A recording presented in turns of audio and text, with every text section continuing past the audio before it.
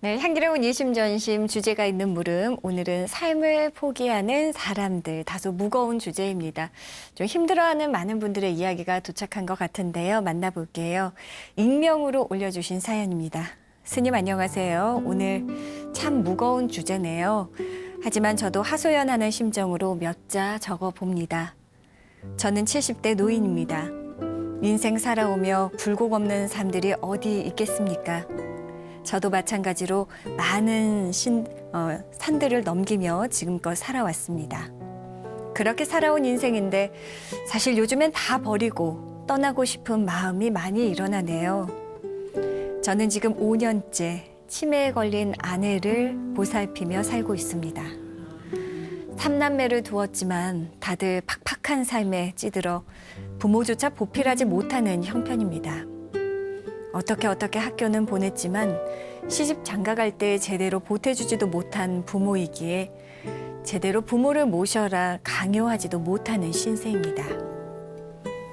70이 되는 나이에도 생활고에 시달려 근근히 일을 해야 하고 또 치매 아내까지 수발해야 하는데 시간이 갈수록 삶에 대한 회의가 들고 또 삶이 벅차게 느껴집니다.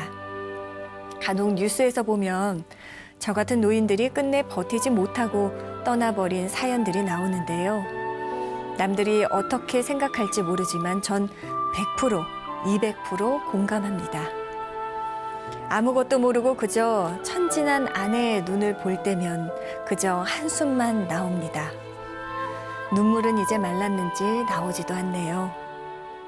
가끔 이런 아내를 보며 둘 다 더 이상 고생하지 말고 떠나고 싶은 마음이 듭니다.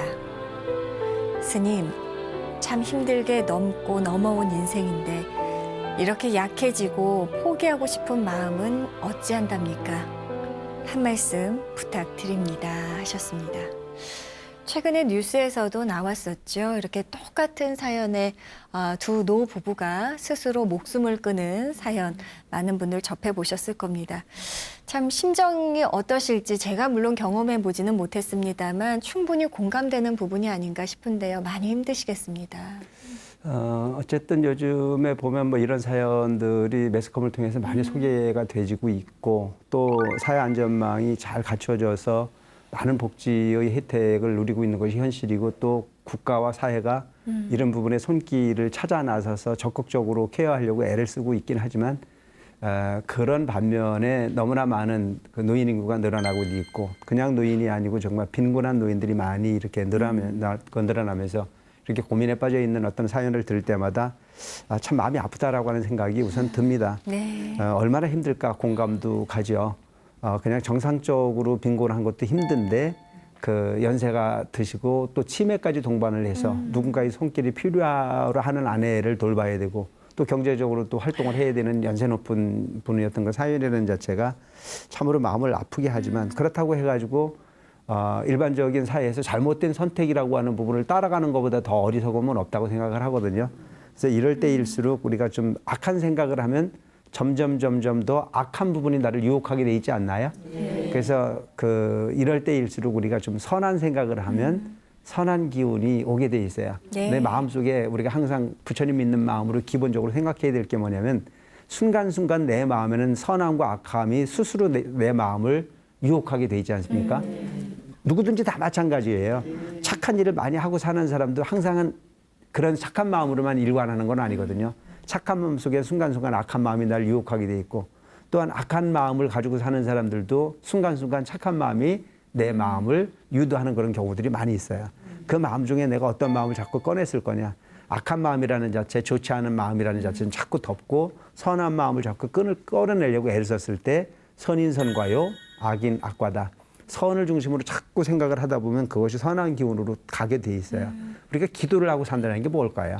바로 내 마음이라는 자체를 선한 기운으로 끌어들이는 겁니다. 자꾸 관세음보살 부르고 자꾸 부처님 명호를 부르고 부처님 가까이에 다가서려고 애쓰다 보면 저절로 계율에 익숙해지게 돼 있고 그것이 습이 되져서 그 행동이라고 하는 부분은 절대 삿된 부분으로 가지 않으려고 나를 보호하는 것.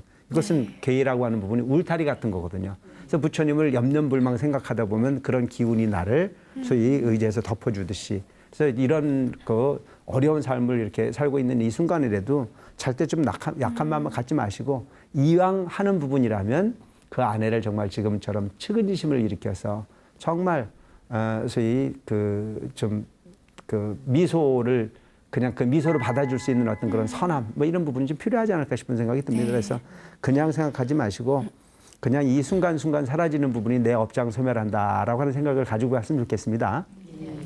그래서 그 아내에게도 정말 미안하지만 악한 생각은 절대 내지 말고 그래도 내 곁에 있어서 고맙다고 눈빛이라도 보낼 수 있는 마음으로 케어를 하고 하다 보면 그 순간순간이 사라지는 부분들이 아마 좀 보람이 있지 않을까 싶은 생각이 듭니다.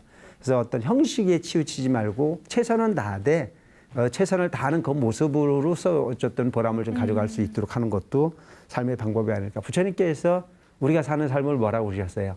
고해중생이라고 그랬거든요. 네. 고통과 더불어 사는 삶이 어떻게 보면 우리 삶이 당연한 삶이라고 가르치셨는지도 모르겠습니다. 그 농도가 다를 수는 있어요. 근데 그 다른 부분이라고 하는 부분을 원망으로 일관하지 말고 그냥 좋은 날이 올 거라고 하는 희망. 나에게 무슨 희망이 있어요? 라고 말할 필요가 없어요. 그냥 가다 보면 저절로 좋은 일은 생겨지게 돼 있습니다. 언제 좋아져도 좋아지겠죠. 나는 어차피 날 샜어. 그러다 보면 그 사람은 날 센 사람이 될 수밖에 없습니다. 옛말에 이런 말이 있거든요. 개구리가 그 어느 물에 빠져가지고 그 죽을 수밖에 없는 상황이 벌어져 있었어요. 근데 그 개구리는 그냥 물이 아닌 우유통에 빠진 거예요. 두 마리 개구리가 빠져 있었거든요. 근데 그 두 마리 개구리 중에 한 마리는 나는 더 이상 나갈 수 없어. 이 우유통에 빠졌기 때문에 난 죽을 수밖에 없어 그래가지고 다리도 젓지 않고 그냥 빠져서 죽어버렸습니다. 근데 한 마리는 끝까지 나는 살 수 있어라고 하는 말을 발차기를 계속했습니다. 근데 그 개구리가 발차기를 하는 동안에 우유가 더워지고 더워진 우유가 요구르트가 돼가지고 굳어져가지고 나중에는 빠져 죽지 않고 살아서 나오거든요. 오늘 우리 삶이 그런 거예요. 희망을 가지면 반드시 좋은 일이 있게 돼 있습니다. 이번 생에 좋은 일을 빨리 보려고 하니까 문제죠. 언젠간 내가 이렇게 좋은 마음을 갖고 좋게 노력을 하다 보면 반드시 좋은 일이 있을 거야라고 하는 희망을 가지고 하다 보면 우리는 분명히 좋은 일이 있을 거라고 생각합니다. 우리 그 70세의 그 연세 높으신 어르신 절대 세상을 비관하지 말고 내가 내 아내를 위해서 할 수 있는 마지막 봉사가 치매에 그 고민하고 있는 아내, 그 아내는 치매인지도 모르고 그냥 천진난만한 웃음을 반복하고 있는 그분에게 그냥 그 천진한 미소로 행복을 느껴가시고 그냥 있는 그대로의 아내의 미소에 감동할 수 있는 부분을 가지고 살다 보면 더 좋은 날도 반드시 있을 거라고 하는 희망으로 일관하셔서 현실을 포기하지 않는 그래도 뭔가 순간순간 느낄 수 있는 행복의 주인공으로 살아간다면 반드시 좋은 날이 있을 거라고 하는 말씀을 드리고 싶습니다. 네.